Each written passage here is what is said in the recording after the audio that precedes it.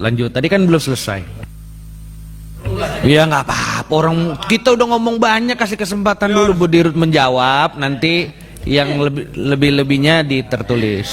Baik. Nanti Ya silakan Bu. Ya, baik, terima kasih. Angka-angka nanti akan angka-angka akan kami sampaikan, tetapi tadi kaitannya dengan apakah kalau harga minyak turun, BBM turun harganya. JBU yang menjadi kewenangan Pertamina turun kan? Betul kan? Jenis bahan bakar umum yaitu seperti Pertamax Turbo, Dexlite, dan itu kan turun kemarin.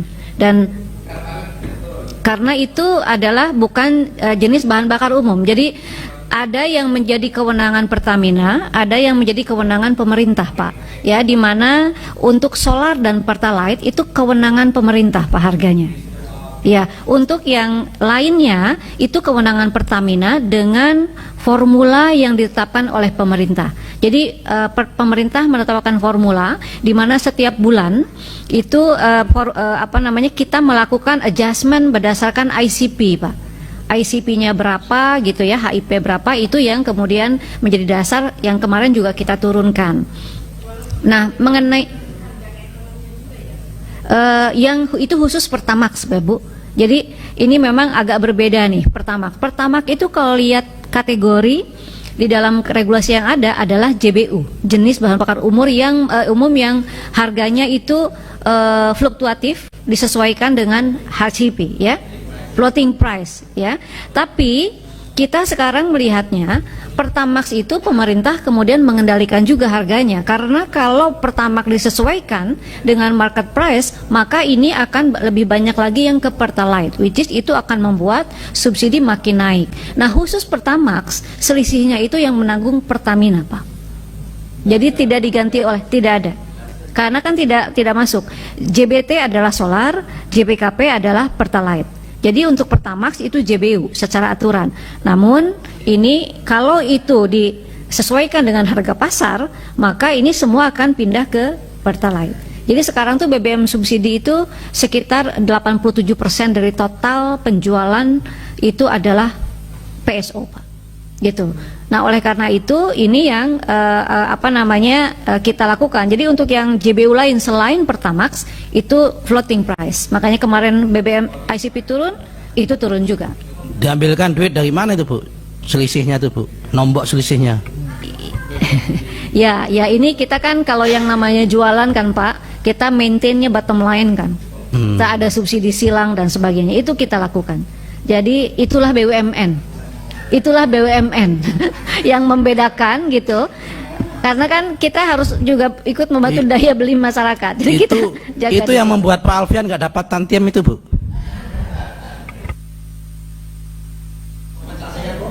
Kenapa? Nggak ada, Pak. Itu beban Pertamina. Tidak ada. Jadi jual rugi dong ya? Ya yang sampaikan tadi, ini kan secara bottom line ya secara produk iya Pak rugi secara per produk, tapi kan yang kita jaga di bottom line-nya jangan sampai itu membuat bottom line-nya negatif. Nilai strategisnya kok sampai mau rugi itu? BUMN, Pak. Ya BUMN, tapi kok rugi, kok mau berkorban kan? Lo kan nggak baik kan? Karena ini kan kembali lagi kan yang harus dilihat selalu pemerintah melihatnya tiga yang harus balance kan, Pak. Jadi daya beli masyarakat, APBN harus sehat, kemudian badan usaha sehat. Pertamina ini kan hulu ke hilir ya, Pak. Pada saat harga minyak naik, maka kita dapat windfall dari keuntungan di hulu. Ya, kita dapat beban di hilir. Nah, inilah yang kemudian terjadi subsidi silang yang akhirnya di tahun lalu kita masih membukukan keuntungan. Jadi itu di situ seperti halnya kita dagang dengan beberapa produk subsidi silang gitu ya, dan itu memang kita coba atur sedemikian rupa. Nah, terkait dengan efisiensi seperti yang tadi kami sudah sampaikan. Jadi Bu, ya? jadi hulu harus segera dong ditambah investasinya sehingga mendapat lifting yang lebih besar. Iya, baik itu invest di luar negeri maupun invest di dalam negeri. Malaysia kan banyaknya invest di luar negerinya, dia dapat lifting yang banyak. Kemudian juga kita nggak anti Bu tentang operator yang dari asing tapi mampu membuat lifting minyak kita lebih lebih besar, lebih efisien, lebih efektif. Ya, betul Bapak. Ya. Ya, Bu Dirut lanjut. Kita tutup nanti tengah 8 ya. Oke, baik. Tadi saya sampaikan juga ke Pak Menteri BUMN itu Bu tadi. Ya, terima kasih Bapak. Nah, mengenai ini kan kalau kita lihat ya, pembahasan energi ini seperti dilema.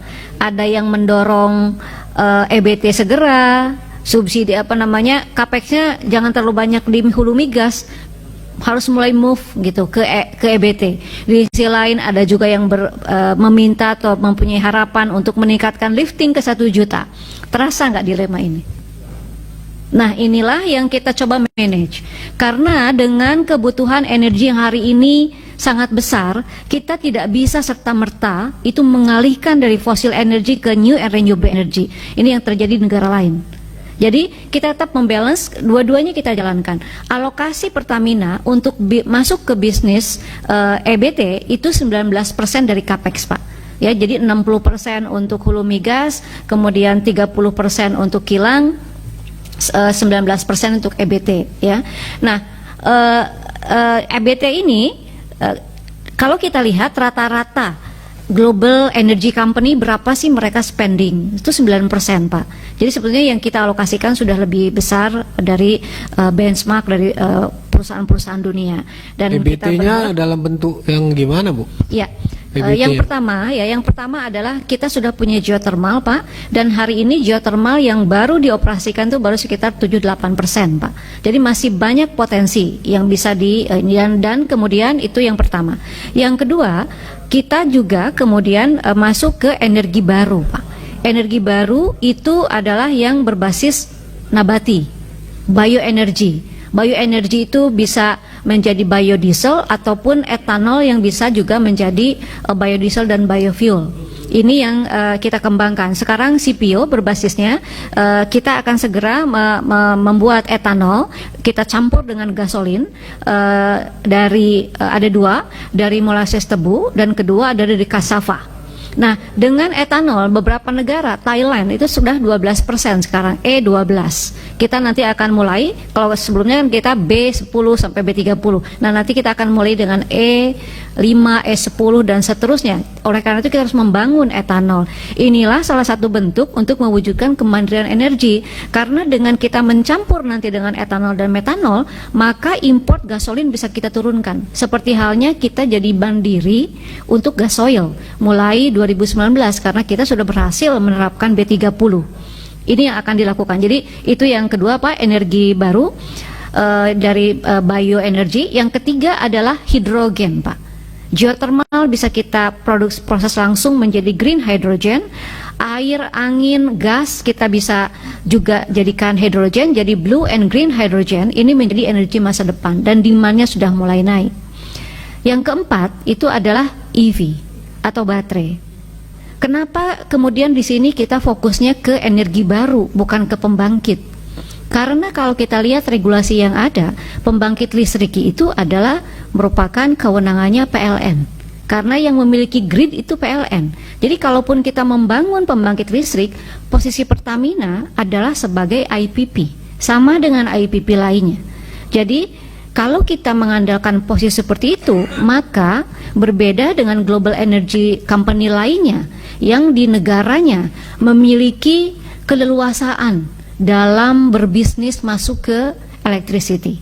Karena di negara lain, baik itu pembangkitan, power generation, maupun transmission and distribution itu terbuka.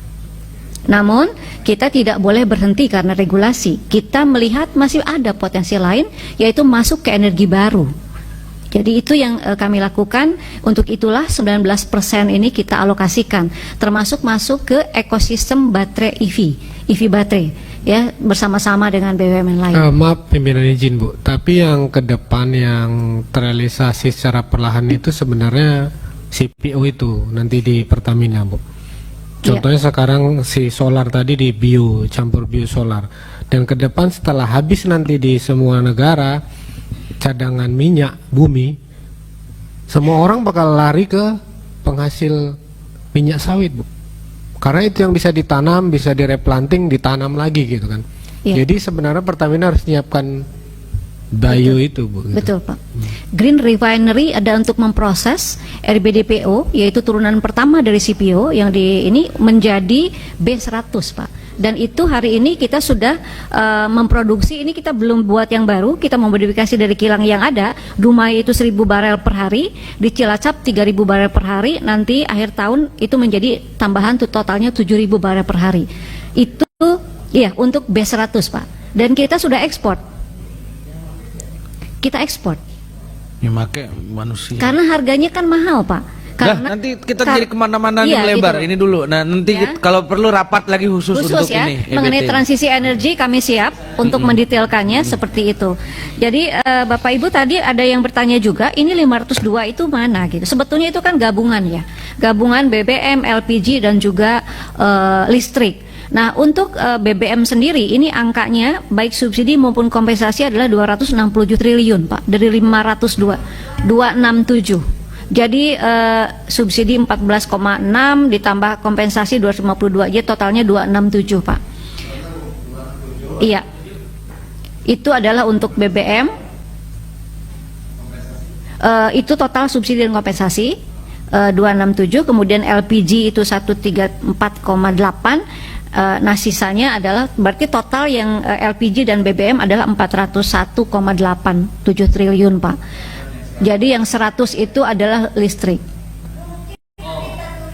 Baik, detailnya nanti kami sampaikan tertulis Pak, angka-angka seperti ini.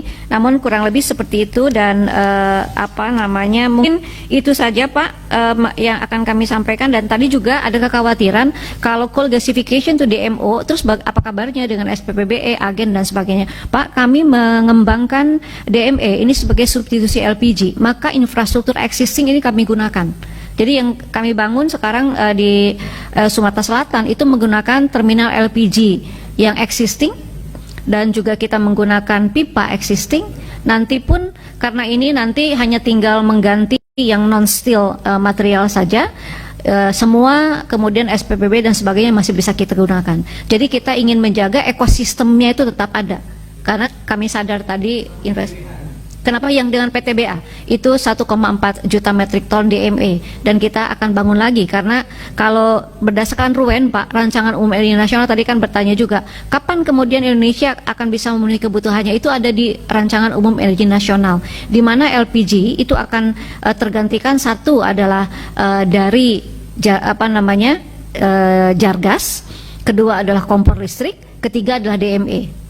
Nah kalau itu sudah, dan angka-angkanya ada semua Pak, 2025 berapa, 2030 berapa. Jadi kita bisa melihat kapan Indonesia akan mandiri secara kebutuhan energi dengan berbagai energi mix yang sumber dayanya dimiliki oleh Indonesia. Jadi itu, dan spirit itu pun yang ini di Pertamina. Jadi bukan cuma CPO, kita punya jagung, kita punya kasava, kita punya sorghum. Ini kita akan masuk ke sana untuk etanol dan metanol. Terima kasih Bapak Ibu. Baik. Bu belum jawab saya, Bu. Masalah ya Pak. Oke, baik. Oh. Jadi kami ini sudah melakukan NDA Pak dengan Inpex dan sesegera mungkin mereka akan membuka data roomnya hingga kami bisa melakukan due diligence. Artinya kami menyatakan minat Pak. Kami menyatakan minat, namun untuk kemudian proses berikutnya ada tahapan yang sudah lalui dan tentu ujung-ujungnya kita bicara tentang commercial atau visibility tentang harga dan sebagainya.